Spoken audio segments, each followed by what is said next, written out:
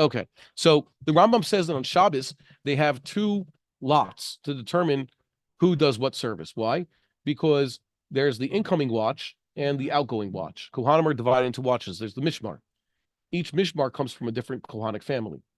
So they work together on Shabbos. There's the incoming group and the outgoing group. The outgoing group is going to work in the morning, and the incoming group is going to be working in the afternoon on Shabbos. And they're going to split the lechem apanim. Lechem apanim stays on the table all week long, and then on Shabbos, last week's lechem apanim is removed and eaten by the kohanim. Okay, it's like a mincha. Kohanim eat menachos, and in this case, that's why the lechem apanim are considered like a mincha, because they're bread, they're in the temple, and they are eaten. And like we said before, in what sense are the Korbon if none of it is on the Mizbeach? There's 12 loaves, and all 12 loaves are eaten by the Kohanim. There's no komets that they take from the loaves or from the flour and that they throw onto the fire on the altar. So in what sense is it a mincha, a meal offering? And the answer is the 2 bowls of frankincense. It sits on the table with 2 bowls of frankincense all week, and that is what the Kohanim take out and burn on Shabbos. So that's the matir. Okay, the piece that's matir. How are you doing? Good. You want a Rambam? Okay. Fine. They're saying what to show you on the screen. I forgot what. Okay. Let's see.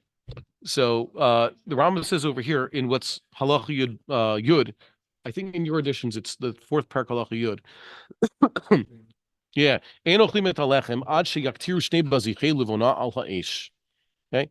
We only start eating the bread, the lechem apanim, once they put the 2 bowls of frankincense on the fire.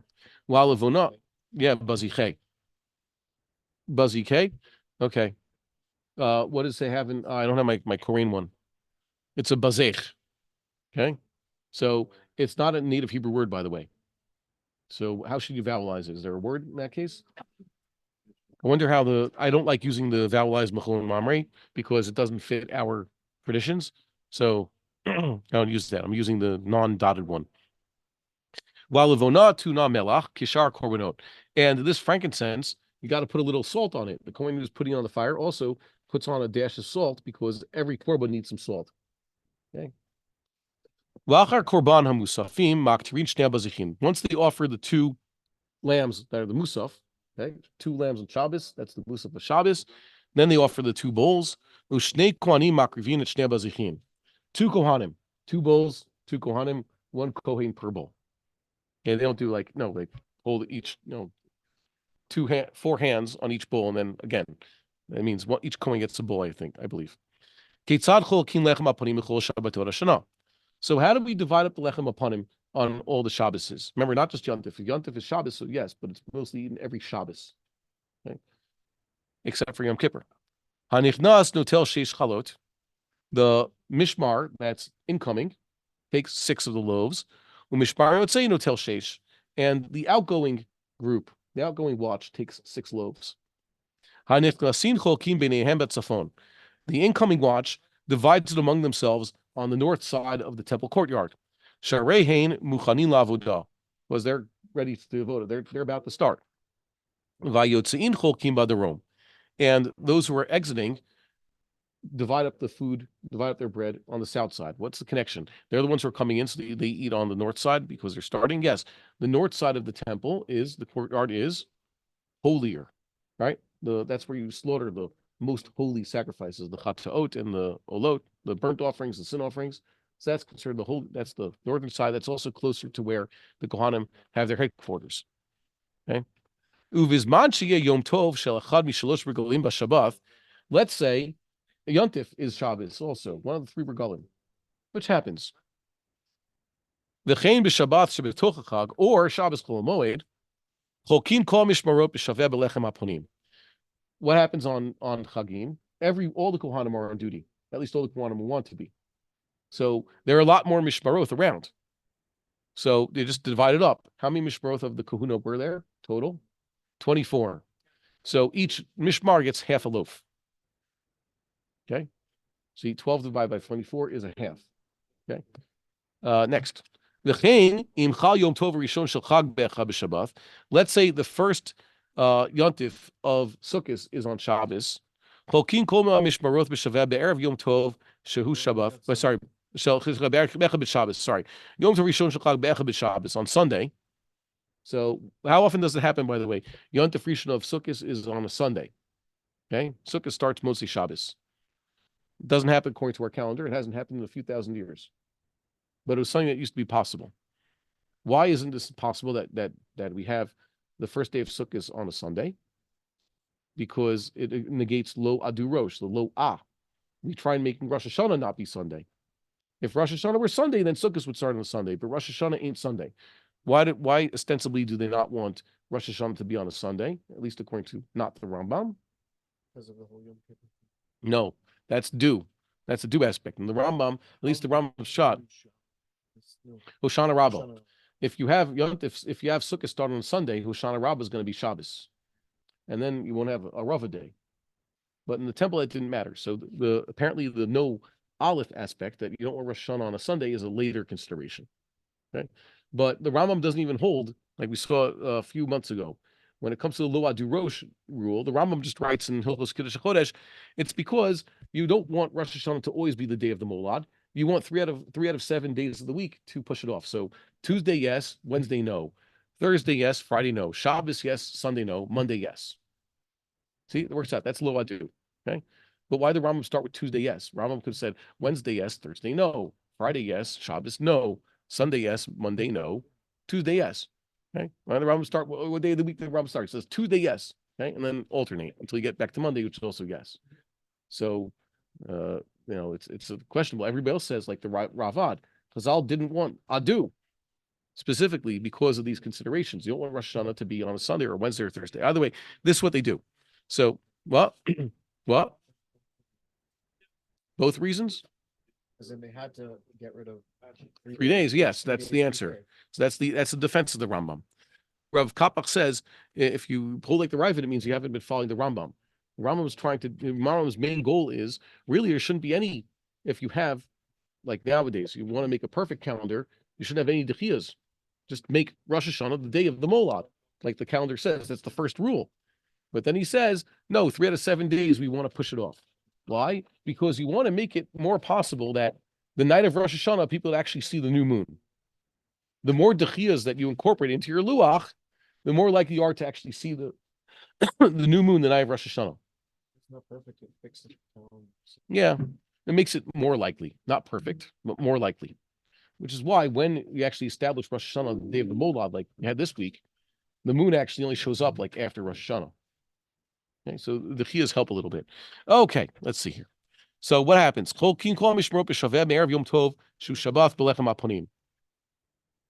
Yontif, it's only Erev Yontif. So why are we once again dividing up the bread among all the mishmarot that are there? It should be belonging to just 2 mishmarot. What's the answer? Because the mishmarot are already there. They're present in the temple because they have to be there tomorrow. They can't travel on the first day of Yontif. When Yontif is Motzei Shabbos, everybody's got to be at the temple already on Shabbos. So because really it's just a regular Shabbos, it's just Erev Yontif, you still divide up the bread among all the mishmarot because they're all there. It's like what happened to us. The past years, we were getting ready for Korbon Pesach. So where did we hang out ready for Korbon Pesach? Where did the family stay? At home, because it was questionable if they allow us to do Korbon Pesach. So we have a contingency plan. When Korbon Pesach happens, get the family in the car or whatever, get on the bus, and go to Jerusalem so we could have Korbon Pesach and the Seder in Jerusalem, right? That's the plan. At least there was the plan. So, for example, this past Erev Pesach, I was in Jerusalem, Erev Pesach at 1 o'clock in the afternoon, waiting, trying to get this Korbon Pesach going, and all the guys who were bringing goats and lambs were getting arrested, right? And I waited around. On 2 o'clock. We went up to the Temple Mount waiting for, something to happen. And we came down from the Temple Mount at 3. And still no sign of the guy who's supposed to bring the Korbon. He was a well-known fellow, right? And we waited around, and things are getting late, and they're locking up Harabais, and they're not letting us do anything. So by 4 o'clock, I went home. Had to tell the family, sorry, no Korbon Pesach. Okay? Couldn't tell them to catch up. But a few years ago, it was in 2021, if I'm not mistaken, Pesach was supposed to be on a Sunday, right? Mostly Shabbos, which meant that the day for doing Korbon Pesach was Shabbos. So you had to bring the family in. Lichatchila, already be in Jerusalem. Od lifnei Shabbos, Erev Shabbos, we came to Jerusalem at noon. Okay, so we spent Shabbos, Erev Pesach, and Yontif and the first few days of Chol Moed in Yerushalayim l'chatchila because you can't travel. And by the way, that's going to happen again when? This year. So I'm telling everybody now, and I'm going to tell everybody later also, if you want to participate in Korbon Pesach this year, you can't do like you do in previous years, wait around for the green light. If you actually believe in, put your money where your mouth is, first you'll get a copy of Haggadah Pesach, because if you don't have it, you won't be able to conduct the Seder. And secondly, you will make sure to be in Jerusalem before Shabbos, so that you don't have to travel. You can't travel on Shabbos. If a person, let's say, is within, the radius of what's called not Derek Rakoka, right?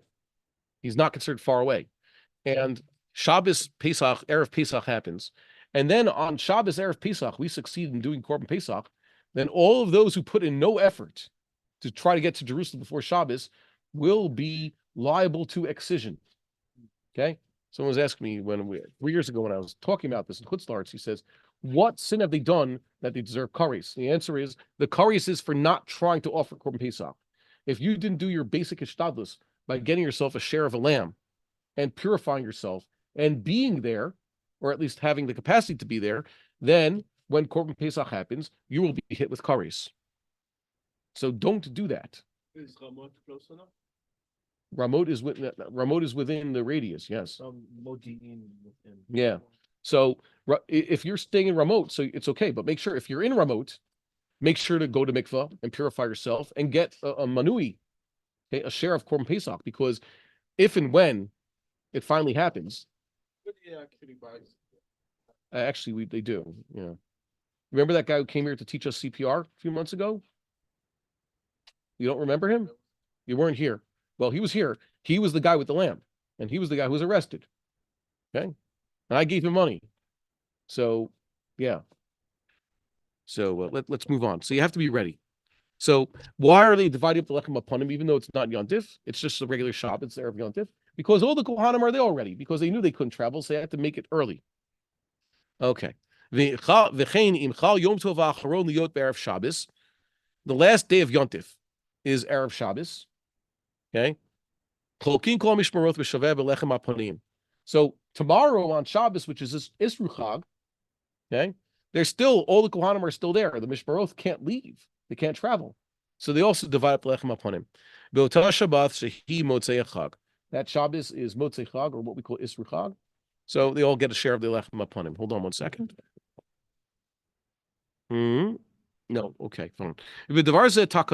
This is actually an establishment of the stages. They enacted this. Why? The Kohanim actually stick around.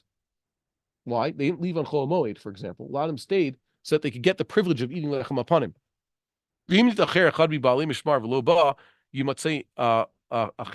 Okay? If he doesn't stick, if let's say one of them would stay, if one of them was late, and one of the men of the Mishmar was late, and he didn't show up, someone else would have it. Okay, they want this privilege. I have some notes already in my edition at home that this isn't so clear. There's actually kind of a lot of controversy here, but Makbili, which you guys are using, doesn't bring the other opinions. Okay, so better to see it inside. Let's say there's one day between Shabbos and Yontif. Let's say the last day of Yontif is Thursday. So the Kohanim have Friday to travel. Or the first day of Yontif is Monday. Okay? So there are some Kohanim there present already, but maybe people will show up on Sunday. Like I just said, Yontif will start on a Monday, or Yontif ends on Thursday. How often does that happen? Quite often. As a matter of fact, when did that happen? This year, right? Sorry, that wasn't this year. The first day of Yontif was Thursday. Okay? But it happens. Sukkot sometimes ends the last days of Thursday. Simchas Torah could be on a Thursday, and sometimes Sukkot starts on a Monday. Right? Both are quite possible. Let's say Shavuos is Monday or Thursday. Does it happen here? Not that often anymore. Okay. Shavuos is usually in the middle of the week, or it's Sunday or Friday. Okay. So what the Rambam is describing is a little bit, not. Mishmar shezmano kavua b'ota Shabbat notel eser chaloth. So the mishmar, whose time it is that Shabbos, takes 10 of the challahs. Okay. V'zeh hanichnas notel shtayim. And the incoming watch only gets 2 loaves. Makes sense? Why? The incoming watch basically has a really short watch to do. Why? They just have one day. They have Sunday. Okay, they're entitled to half the challahs, but really they're only going to be working Sunday. By Monday, all the other watches are going to be there, so their week is basically cut short. Okay, shehu erev Shabbos o echad b'Shabbos. It's that one day they're working is basically just Friday or Sunday, when already Yontif starts or Yontif ended. Umitatzlin vein ba mehen elamat. So they actually, if this watch that's their week knows that this Shabbos they have to be there and Sunday, and then all the other Kohanim are going to be there, they're actually less likely to show up for their work. Just like it's not worth it. It's not a whole week's worth of in the Beis HaMikdash. It's just 2 days work in the Beis HaMikdash. And even that Shabbos isn't a whole day's work. It's just we start working in the afternoon. So it's one full day of work. So they're being a little bit lazy about it. So they would, the sages said, so usually there's only 2 challahs. Reduce their challah proportions. I guess their lechem apanim share by basically 66%. They only get a third of what they should get. Okay. If everybody, generally speaking, they didn't. People knew about it. It's like Gesher Day. You remember Gesher in school? They tell you what Gesher Day is? Basically, it's this thing that Misrata Chinuch does. They keep changing the rules, but the basic rule was that if kids have to go back to school on Friday, like Friday is Isru Chag, so what do? This year they didn't do it after Sukkot. That was a surprise. Friday is Isru Chag. What do the schools do? Just give them off also. Like why hassle? Like in America, they used to do that. Okay, there was a rule when Passover falls out. If Passover started on Sunday, so we would finish school in America. Not necessarily, we didn't have a whole week before Passover. No, I guess we had school Sunday, Monday, Tuesday, and then Wednesday, Thursday, Friday already wasn't school. And when Passover was Thursday, so then it's like how many days before do you get off? And when Passover started on Shabbos also, okay? Passover could either be Sunday, Shabbos, Tuesday, or Thursday. Passover starts on Tuesday, already from Shabbos we're off. When Passover starts on Thursday or Friday, or Thursday or Shabbos or Sunday, then it's a question how much you get off before that, okay? And of course, you had it that in America, the last day of Passover could have been a Thursday. So you didn't go back to school on Friday, right? That's the Gesher Day. So that's what we're talking about here. People are a little bit lazy. Like, why should we go to school? I felt so sorry. My wife told me that the daycare center and the nursery would be open on Isru Chag, which was Friday. I said, well, it's really not fair to the Ganenet and the Meonenet. It's not nice for them, The Meonenet is the woman who works at the Ma'on. Okay. Let's see. Let's see here. Okay, last halacha. She doesn't work in a mitapel. She works in a ma'on. Okay. You're not laughing yet. Okay. You're supposed to know the Hebrew. You understand why it is. Okay, fine. Yeah, you don't want to walk into the ma'on and call the meonenet a meonenet. Okay, but whatever. It's funny. Yeah. There's a tzaharon. You know what tzaharon is? This would be fixed if we had ayins pronounced properly. Yeah, okay. So the Saharon lady, you call her Saharon Enet. They understand what it means, okay? Mitzvah sader lechem aponim b'chol yom Shabbat. So that we talking about the lechem aponim. It's kind of interesting. The Rambam talks about eating lechem aponim and dividing it, but he didn't even tell you what the mitzvah is. Like we said, in this Temidin UMusafin, there's also one mitzvah the Rambam leaves out. Rambam at the beginning of the book tells you, here are all the mitzvahs, right? Sefer mitzvahs. Here are all the mitzvahs and descriptions what the source is. And then at the beginning of Mishneh Torah, what goes over it again. Here's a combined list of all 613 mitzvahs. And then at the beginning of the halachas, he tells you which mitzvahs I'm discussing in this halachic section, right? And we said this when we started this section. The Rambam says at the beginning, there are mitzvahs asay, to offer the Tamid and to offer a musaf of Shabbos. The Rambam never says in these halachas, mitzvah asay to offer 2 lambs on Shabbos as a musaf to the Tamid. He just left it out. It's very strange why he didn't say that explicitly. Here he tells you, mitzvah asay l'sader lechem aponim b'chol yom Shabbat. It's a mitzvah to set the showbread every single Shabbos. Okay? Al shulchan lifnei Hashem b'eichal, in the table before the Lord in the temple. Shneimar b'yom HaShabbat ya'archenu. What does it mean b'yom HaShabbat? It means every Shabbos. every Sabbath day, he is to arrange the bread. Who's he talking about? So it's me says the Kohen is supposed to do that. It is explicit in the Torah that what? 12 loaves. It also tells you the size of the loaves. Kol chala shnei esronim. How much is an isaron of challah, we said? That's 2.16 liters or so, according to the Makel opinion, right? An isaron, it says it there, right? Shir challah. So each one of these challahs between the loaf has twice that much. Okay, so if a woman wanted to take challah, technically speaking, could women be involved in the baking of the lechem upon him? Why not? Yeah, it's a good question. Why not? I was told, my daughter reported to me that she participated in women's hakafas at her seminary. They got them Sifrei Torah and they let the girls do hakafas. And then she asked me, was that proper? Was that allowed? No, it wasn't in a shul. Yeah, I was surprised also. Is that allowed? I said, well, technically speaking, I don't think the sages would allow hakafas being done by men on Yontif. The sages did not allow Simchas Beis HaShoeva on Shabbos night and Yontif night. That's why the first night of Sukkot, there was no Simchas Beis HaShoeva. The night of Chol Moed, if there was one, Shabbos Chol Moed in the temple, there was no Simchas Beis HaShoeva, and not the 8th night of the holiday, not Shmini Atzeres. Why? Because the whole is forbidden by the sages, and they didn't even allow it in the temple. Okay? And let's say Shulchan Aruch times, when they say you have hakafas with the Torah on Simchas Torah, it's a kavod Torah, and they say piyutim, it means like you do on Hoshana Rabbah with your lulav. It means you have a procession, and you do it 7 times, and each procession, each circuit has one piyut to it. And it did take up half as much time as nowadays you see in the synagogues, especially in America and other places where it's just, a mosh pit and, a hora, circles and circles, every tune for 2 hours with holding a Sefer Torah like that. That is not something the sages, I believe, would have allowed, especially the night of Yontif. So who allowed men to take out Sefer Torah from the Aron when you're not reading them and dance around with them? The Gaonim. They did? Yeah. What we do on Simchas Torah is like the Gaonim did? I mean, I'm not sure exactly what. Trying to say it historically. Like, the Simchas Torah concept was the time of the Gaonim. But what is it referring to? Like I said, it means you read the Torah and finish the cycle. Okay. And, for example, you just do a procession. Okay.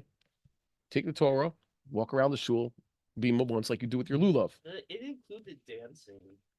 That we do know about that. Yeah, show me, please. Because otherwise, we're gonna have to say, it was all connected to Mishneh. Which the Tosafists say that explicitly. I understand there are those who say that, but again, otherwise, it's just too unbelievable. I've talked to senior rabbis about this. Every now and then you encounter a rabbi, like the rabbi here, when they inaugurated the Merkazi. I think it was 10 years ago, whatever it was, when they finally finished building the structure. Big Simchas Torah was outside. And we were talking to a local dayan, saying like it was real crazy, I said, I don't know, it doesn't fit. Every now and then you find someone who's like, yeah, I don't hold like that Tosfos in Beitza, which permits it. Okay, even on Shabbos they have Karla Bach Minyanim. Okay, don't you have a rabbi who's always like this, like he doesn't get all whatever on Shabbos or anything like that? You have purists who are like that, so I think they're sort of correct. What did the Vilna Gaon do? It says in the Meiser Rav, the Vilna Gaon went all out on Simchas Torah. But I think he did like Tevya. He didn't take his feet off the ground. He was like that, but not like we do today. Either way. So basically, Minhag Yisrael. It is Minhag Yisrael. So what? My answer. I don't think like something like that. So now you understand because if it's so connected to Mishnah. So I'm not against it, but my point was, if it's already mutter for a man to do this, we do this right with our Sifrei Torah. Why can't women do it? Now you defended it. Now you're on the side. So if men could do Simchas Torah, right, all out. And by the way, I was with you on that. On a strictly halachic basis. Yeah. Why can't? I don't think there's really a good reason not. And that was my answer. It seems like those who didn't allow it, which was like a lot of them, was that they felt something about it was like imprecisely improper or feminist or something. Lead to something else. Yeah. Worse, but it wasn't inherently anything about that being specifically a sword for line. Siman this, Sif that in the show. Yes, exactly. So that was my answer. It's like the girls had their own, hall, like their cafeteria where they did this, wherever they're learning. So they had a Sefer Torah and they did this. I was surprised that they arranged it for them though. That was part of the deal. They're learning Rav Kook and all this stuff, but I didn't know that was Yeah, like Rabbi very Avi smart. was against it, but I don't remember like when I saw what he wrote about it, that he says, "Oh yeah, it's not allowed because of like this thing." And Yeah. But if you're trying to copy reformers, so that'd be a problem. But here, these people are not exposed; like it doesn't exist in their society. So I was very surprised by it. But then again, I used to joke. I see women feel like they're left out of the whole Simchas Torah thing, right? I used to say it's because this is a holiday for men, by men, of men, not for you. That's just how it evolved, you know. But obnoxiousness aside, yeah, it's a good question. If can a woman hold the Sefer Torah? And the answer is, yeah, why not? Okay. Women shouldn't have their own Torah reading. They can't accomplish anything by having a public Torah reading because that's not a minyan. And if they want to hear the Torah read, they should go to a synagogue where there's 10 men reading the Torah.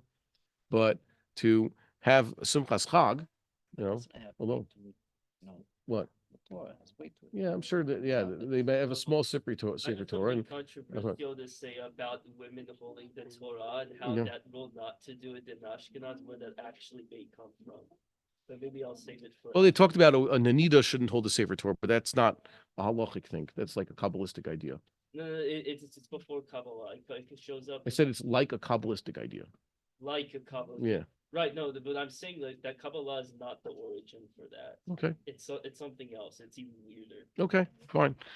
As Rabbi Grossman said, heebie-jeebie stuff. Okay, so you have this here. It's 12 challahs, and each has 2 esronim. Rochino tel sedarim. A seder means basically a stack. Okay, 2 stacks of loaves. Okay, they're not directly touching each other. We saw that the shulchan has shelves. The shelf is not solid. The shelf is hollow tubes. Okay, half hollow tubes. So there's 2 stacks of loaves that are parallel, and they're on these tubes so that there's air can get in between them, so that the loaves aren't stacked directly contacting each other. And somehow or other, the miracle was that the bread didn't dry out. It didn't get moldy, and it didn't dry out. So if you keep a bread in a bag or something, or in a box, it's going to get moldy. It won't dry out, but it's going to get moldy. And if you keep it open, it's going to dry out, but not get moldy. But the way they did in the temple was it was able to last, not moldy and not dried out. So I heard someone say they didn't get moldy because it was halachically matzah. That's true. It was unleavened bread. It was matzah. Now they're thinking, wait a minute, cracker matzah does not get moldy. Why? Because desiccated. But this was not cracker matzah. This is pre-19th century matzah.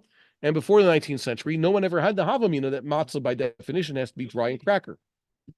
Matzahs, even in the Ramah's time, were soft. Okay? Thick, rakika means flat, as thick as my thumb, and soft, bendable. So the matzah that we have as the lechem aponim in the temple were actually quite big. We saw each loaf has, a few liters of flour in there, right? Or solet, okay? It's quite significant. It's a huge loaf. It's like one of those Rebbe shachalas you get for the tish, right? Or for the wedding. That's basically what we're talking about. That's the size. So this bread was baked with, water, and it was soft. So somehow or other, the crust, I guess, kept it holding. It's a miracle that it didn't go bad, it didn't get dry, and it also did not go moldy. Okay. Chalal gabe chalal. So a seder means a stack. Uvein kol shtei chaloth shloshta kanim shel zahav. Between every 2 challahs, there's 3 tubes of gold. Okay, 3 half tubes, the hollow ones. It allowed the air or the wind to pass between the challahs. Okay, there's aeration. And each maracha, each stack was held up by the ksavot. Those are the 2 rods. It looked like a V or a Y. Different machlokas, the artisans, okay, to hold up these 2 stacks between each other. So there's one V over here and one Y over there. Okay, those are the ksavot. You look at the pictures, they'll actually show it to you. Yeah, they do. Okay, so you can see the ksavot. So, but it looks like a V or like a Y. Looks like a Y. Some have the ksavot. Yeah, some have ksavot already divide from each other right at the base of the first shelf of the shulchan, the actual shulchan part. So that looks more like a V. I guess it's up to how they design it. Did Solomon's 10 shulchanoth all look exactly like Bezalel's shulchan? No, it doesn't. Okay, Maybe they had some, artisanal discretion, right? Just like the menorahs. Not every single menorah looked exactly the same. You have to have Kaftor and Perach and the Gavia, but beyond that, there's discretion. That's what being an artisan is all about. Okay. There's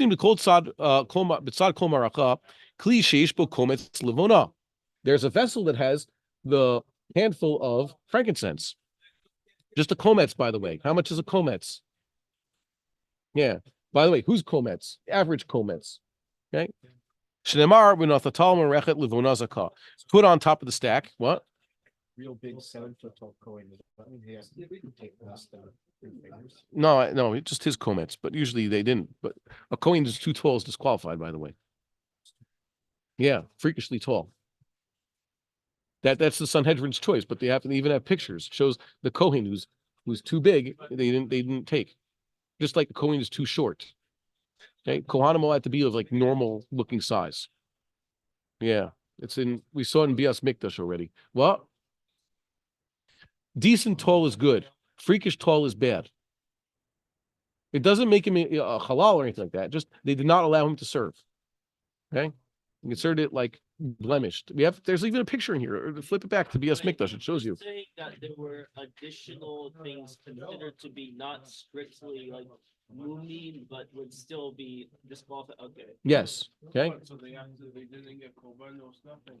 Well, they could eat certain things. Kohanim were disqualified. Even Bali Mum, an actual Baal Mum Kohen, had jobs in the temple to do. He dressed like a Kohen and he, inspected the wood for bugs and other things. But they didn't let him conduct the service. Even left-handedness, remember? Is that a Mum being a left-handed person? Well, I think it is, but that's not what the halacha is. Okay?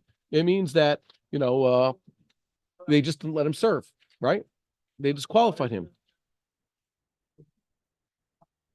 Because they do everything wrong. Okay, well, whatever. Yeah, they do everything different. Different is bad. When it comes to Jewish observance, okay, this dissimilis ergo malis, which is Latin for different, therefore bad. Okay. There are some people go to, let's say, institutions with which I am familiar, where they teach you. Their whole goal is to teach you to be like everybody else. You have to fit into a model. They even tell you, if let's say you're converting to Judaism, you're going to get a choice. You're going to be Ashkenazic or Sephardic when you come out of the conversion chamber, and you're going to have to do everything like one of them. So learn it now because you get one choice. So if you want to eat your kidneys, you better pick the Sephardic side. But you also will have to say slichas for 40 days. Okay? Because that's not what they tell you. You're going to have to pick one of them and choose, and that's how it goes. I got lucky. I didn't have to do that. You didn't, because you were not where he is. You were in where you were. Okay? So they're going to do that. Don't worry. They're not going to put you through that because you're not. Okay, fine. You got through that stage where it's like the cookie cutter part. Okay, because being different is bad. You can't be one of these people who's like, well, my Rebbe said you could do this and do that, or it's different. So being different is bad. Okay, that's what. Yeah. Yeah. Next. So it says here, you found the picture. Kohen is too tall. Yeah, they actually put a picture there. The Kohen is. So you're saying me a 7-foot Kohen? What if his kometz is bigger than everybody else's? I don't think they'd allow a 7-foot Kohen to be doing any of the work in the temple. Okay, next. Yes, we went through these halachas before. We read that, and it's called the bazech. It's interesting. I would have imagined the Rambam would have said these halachas last chapter before we introduced the bazich. Remember? So you see that 2 kometzes for 2 bazichim. Well, I don't know. I really don't know. I don't know what the source word, what the Greeks were speaking. I don't know Greek. Okay? I should know more Greek. I know that it's related to Hebrew. Like their alphabet sort of looks like ours. You can see that the Phoenician alphabet, that's our alphabet, influenced the Greek alphabet, which influenced the Latin one, right? That's why all the letters sound the same. That's why we call it an alphabet, But in Latin, they don't call it an alpha already. They just call it an A, right? It's a cool chart you can watch where it has like the center line. Yeah. Like how different alphabets come out from Hebrew. Yeah. On both sides of progression through time. Yep. And Arabic also has its same. It's like they call it an abjad, right? Alphabet Gimel Daled, abjad. Okay. Next. Let's see. Nimtzu shnei komtzei levana shnei bezichim. V'shulayim hayu la bezichim. The bazichin actually had shulayim. What's shulayim? That means it had a flat bottom, so you could actually put the cup down. My cup has shulayim, so it doesn't spill, unless I'm being a klutz. Why does the Rambam have to say this? Like the cup was not spillable. It didn't have a rounded bottom so that it would tip over on its own or cone. Yes, because in the temple, they dafka had specific holy vessels to catch the korbanos that did not have shulayim. What was that? The blood cups. Catch the blood in a cup that cannot be put down so that the kohen wouldn't be lazy and put it down. Okay? So that's why it had to be said. They actually have to place them on the temple, so they don't want to spill over. So you can't just take any cup in the temple. The two stacks are, hold each other back, which means you can't have, we'll say, well, I just have one stack. Let's say there's a shortage in the temple. There was times when there were war and siege where they ran out of lambs, right? So what do? The Kohanim are in the temple, no lambs.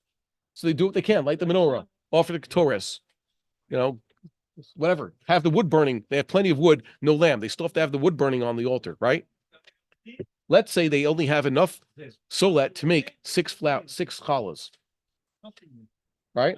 So the Rambam is saying, Makvin zeh, you only have one stack worth of bread, so don't do it. You need both stacks. And you need two bazichin, each with the komets of levona, frankincense. You don't have enough frankincense, so can't do it.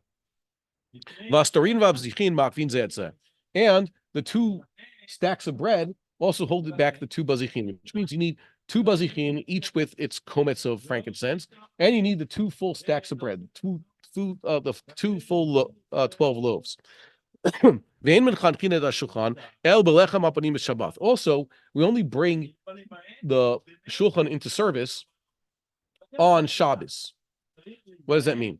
New shulchan, new temple, new service. It's Yehuda Maccabee has shown up with his compatriots and they're cleaning out the temple on a Wednesday, let's say. Hanukkah miracle happens on a Wednesday.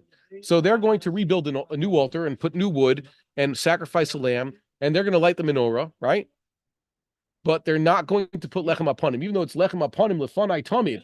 You always have to have lechem upon him. They would wait until Shabbos before putting on new lechem upon him. Okay?